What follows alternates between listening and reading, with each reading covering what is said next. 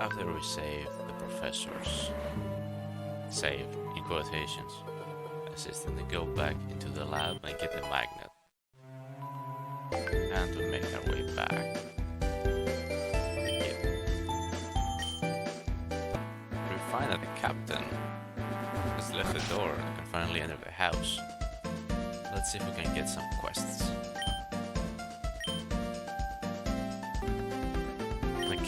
The captain now wants us to help him. The current is too strong and they can't travel through the sea anymore.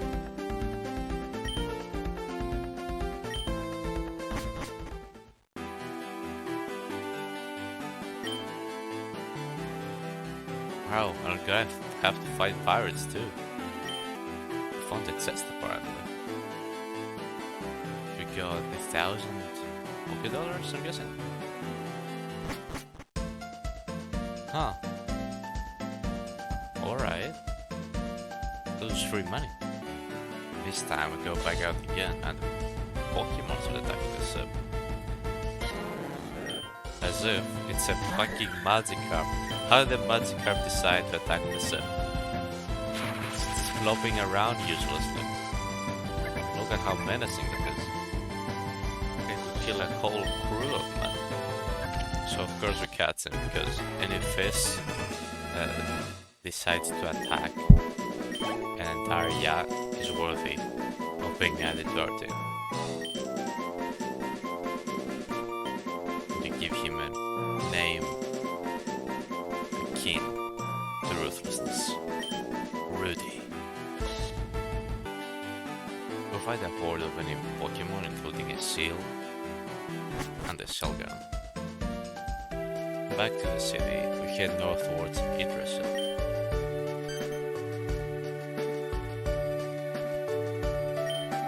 And we're tasked with finally entering the labyrinth.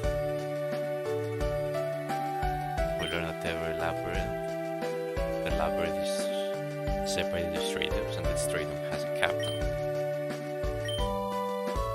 Olympia, of course, proposes that we compete each other as to who defeats the captains first.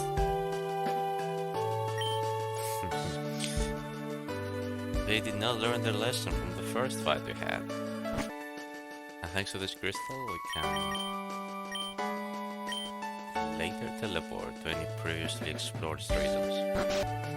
Talking to the scientist, we learn that Volbit here are also electric types. Skitties can also be psychic types, telling us more about the balancing that has happened to this ROM hack. And it instructs us to speak to other people and to be a good person like her.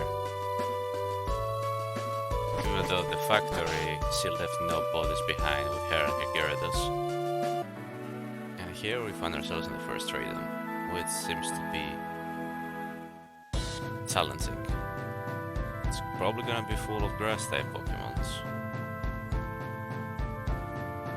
And everything we have is either weak to grass or does not have an advantageous matchup. Electric types specifically. We only got weak electric types and we can't heal in combat, while the grass types resist their attacks and they can. You can also collect red flowers from these branches over here, which consume a point of stamina. Get a few berries and a few flowers for the side quests we need, and we preserve our stamina in case we find more things that require it later on. We have our first trainer battle, which poses an interesting situation. Even though we were warned that the captain here does not only have grass types, which insinuates that there's going to be an abundance of them here. Maybe stratums aren't divided by typing specifically. I hope that's the case, because when we fight the captain, we will only have 2 Pokemon available. Krabby, Graveler, and Rudy. And not be used. We head by the tree and to get a Lediba, also known as One of the worst Pokemon to ever grace God's green earth. Oh boy. Not everything about design, of course. Look at this little fellow. He's at Sam. Talking about stats. The classic games. How many Pokemon are there now? A thousand something? Almost all of them are better than Retina. Here's hoping that the balancing Team has done actually makes it useful. And because it's female, we give her an appropriate name. Lad, which, as we all know, is short for lady. Find some wood planks on the ground and apparently can use them to create shortcuts.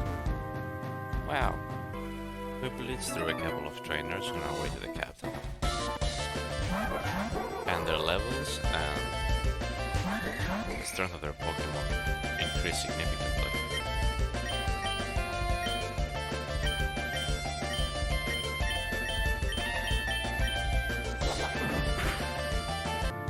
Further in, we find a mining point.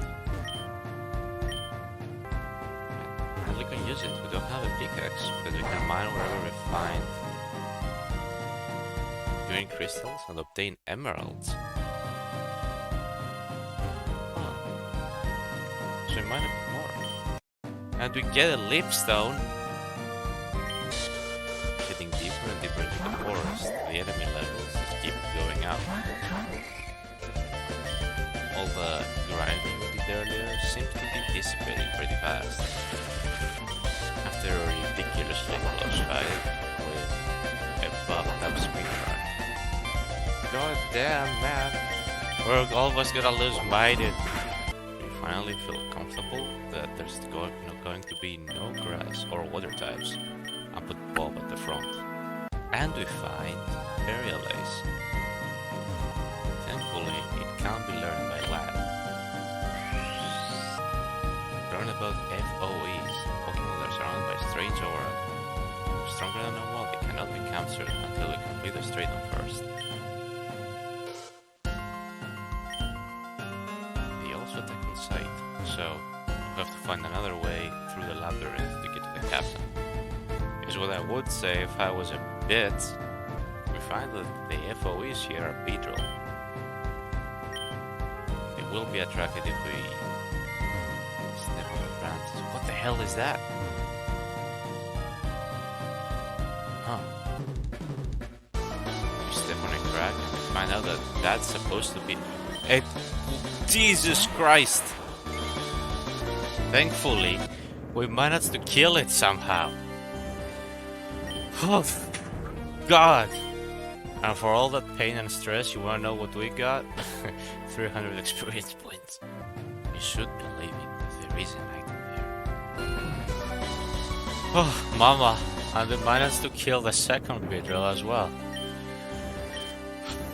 Going against every single instinct of a Nuzlocke. This item better be worth it. It's a moonstone. Damn. It wasn't worth it. Ironically. On our way, we find another Beedrill. We give it the treatment it deserves. Even though it posed no threat, my heart did skip a bit. Once I saw it on screen. These people are setting up camp. There is level 30 Beedrills around. Oh, we find the captain. So we play rock, paper, scissors to figure out who's gonna fight the captain first. And we win.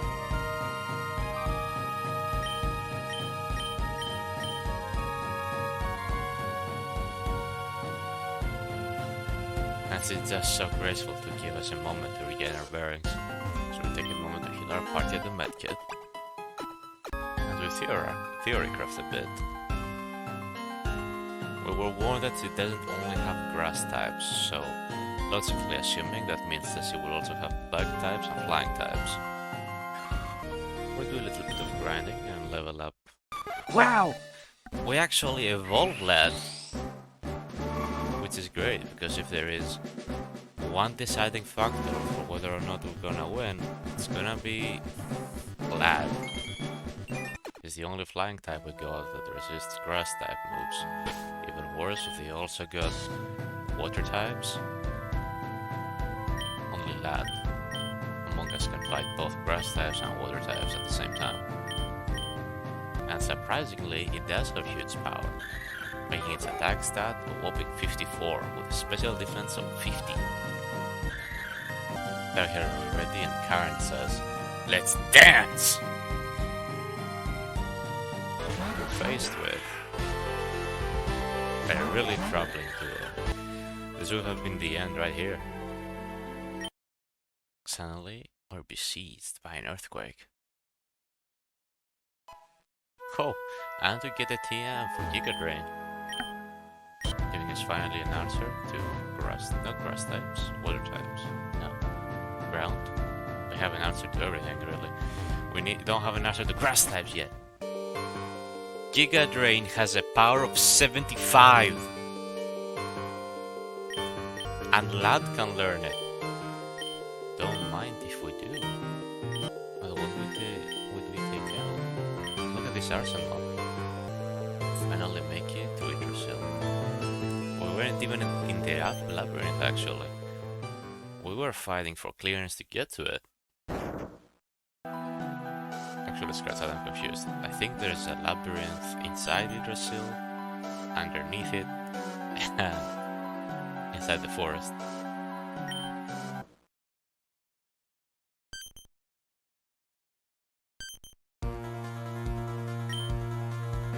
Our sister gets betrayed by her boyfriend.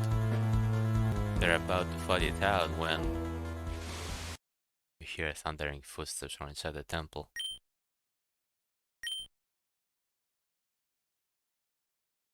We're talking about the prince.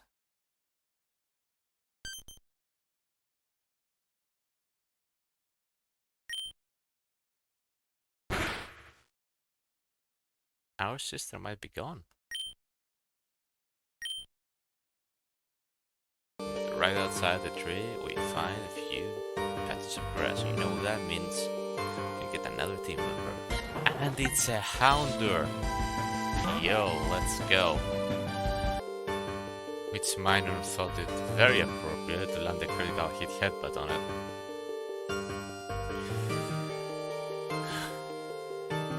Looks like you need it anyway. Yeah, so it's pretty deep. We go down 3 flights of stairs to find ourselves in the second stratum. There's an item there, but it seems impossible to get to. We question why, even though we're below Yggdrasil, why does it look like we're outside?